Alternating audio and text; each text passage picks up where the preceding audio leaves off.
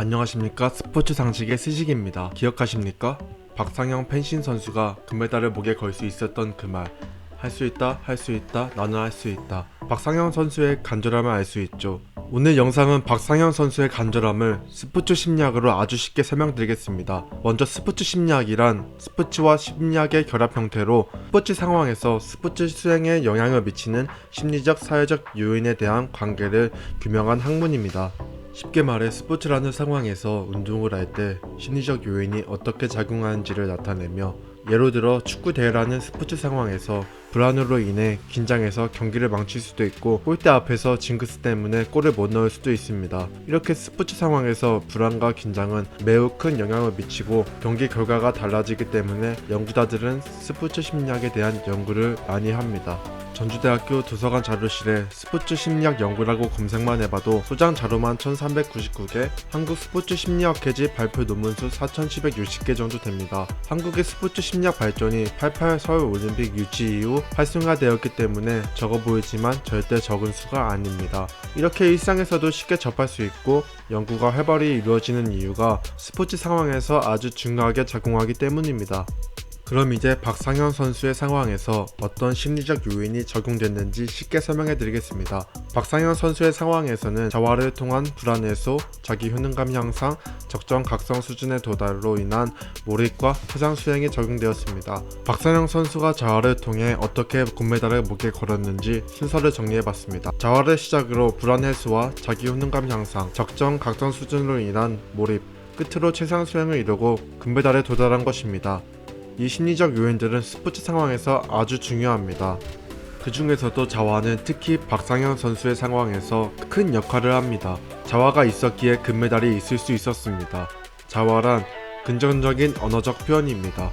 긍정적인 혼잣말이라고 해석할 수 있습니다. 여러분도 자기 자신만의 자활을 가지고 있습니다. 언어적 표현이 다르고 습관이 다르기 때문에 잘 모르실 수도 있는데요. 나는 할 수 있다, 나는 강하다, 나는 저 상대를 쓰러뜨릴 수 있다, 나는 우승할 수 있다와 같은 말을 해보신 적이 있으실 것입니다. 또한 자활을 통해 심리적 안정감을 경험해 보셨을 것입니다. 박상현 선수의 할 수 있다가 바로 자활입니다. 스포츠 상황에서 가장 중요하다고 생각되는 게 불안 해소입니다. 스식이는 그 좋아하는 플로업을 하면서도 대회만 나가면 긴장해서 10골 넣을 거 하나도 못 넣어서 속상한 경우가 많았습니다. 이렇게 불안은 사람을 긴장하고 실수하게 합니다. 몰입과 자신감, 적정 각성보다 먼저 이루어져야 하는 것이 불안 해소입니다. 박상현 선수도 위기의 순간에서 자활을 통해 불안을 해소했을 것입니다. 불안이 해소됐다는 것은 곧 자기 효능감이 향상됐다는 것인데요. 자기 효능감이란 자신이 원하는 결과를 거두기 위해 필요한 행동을 성공적으로 수행할 수 있다는 믿음이자 신념입니다. 우승이라는 결과를 얻을 수 있다는 자기 자신의 믿음입니다. 자신감과 비슷하다고 볼 수 있습니다. 스포츠 상황에서 운동 수행 결과에 결정적인 영향을 미치는 중요한 심리 요인 중 하나입니다. 자기 효능감이 뛰어난 선수가 우승한 선수의 가능성이 높고 경기를 성공적으로 수행할 가능성이 큽니다. 자기 효능감에 대한 연구 결과가 그 증거입니다. 박상영 선수는 금메달을 목에 건 순간까지 그 자리만을 위해 달려왔고 모든 정신과 신체 조건을 그 순간에 맞췄습니다. 자활을 통해 동기부여를 얻고 해낼 수 있다는 자신감이 생긴 것입니다. 자기 효능감이 향상된 박상현 선수는 적정 각성 수준에 도달합니다. 박상현 선수가 할 수 있다고 자활한 후 엄청난 경기력이 그 증거가 됩니다.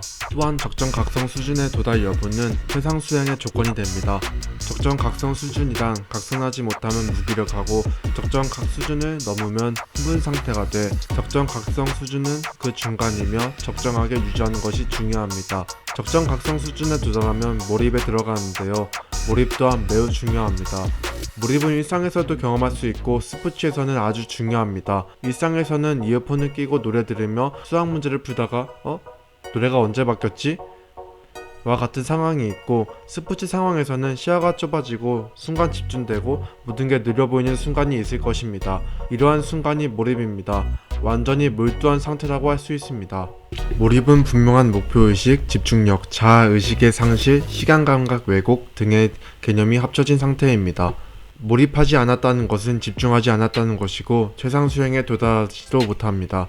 박상영 선수가 몰입했기 때문에 최상 수행을 할 수 있었습니다. 최상 수행이란 선수가 심리적, 신체적으로 완전한 상태에서 자신의 기량을 최대로 발휘하는 환상적인 순간입니다. 최상 수행은 평소에는 보기 힘든 아주 이례적인 수행으로 자신의 성공 기량 수준을 초월한 것을 의미합니다. 심리적으로 두려움과 억압, 불안감을 전혀 느끼지 않은 상태에서 최고의 기량을 발휘하는 수행으로 절정의 행복감과 만족감을 느낄 수 있는 상태입니다. 스시기는 박상영 선수가 최상 수행을 했다고 생각합니다. 그 근거는 박상영 선수의 인터뷰로 만나보시죠. 이번 대회 펜싱 첫 금메달이에요. 네. 소감 한번 해주세요. 너무 좋습니다. 좀 길게 좀 해주세요. 제가 꿈을 그리던 이 무대를, 그것도 올림픽 펜싱 첫 금메달을 제가 따게 돼서 정말 좋습니다. 어떤 전략으로 임했습니까? 어떤 마음으로 그냥 무슨 전력 없이 올림픽이 세계인의 축제잖아요. 세계인의 축제에 걸맞게 즐겁게 즐겼습니다. 박상영 선수는 전략 없이 즐겁게 즐겼다고 했습니다. 박상영 선수는 완벽한 최상 수행을 했습니다. 몰입했기 때문에 전략 따위 생각할 시간도 없이 자신이 갈고 닦은 실력을 모두 발휘했고, 불안이 해소되고 자신감으로 박상영 선수의 플레이가 만들어졌고, 그 플레이로 행복감을 느낀 박상영 선수는 적정 각성 수준이 유지될 수 있었고 몰입할 수 있었습니다.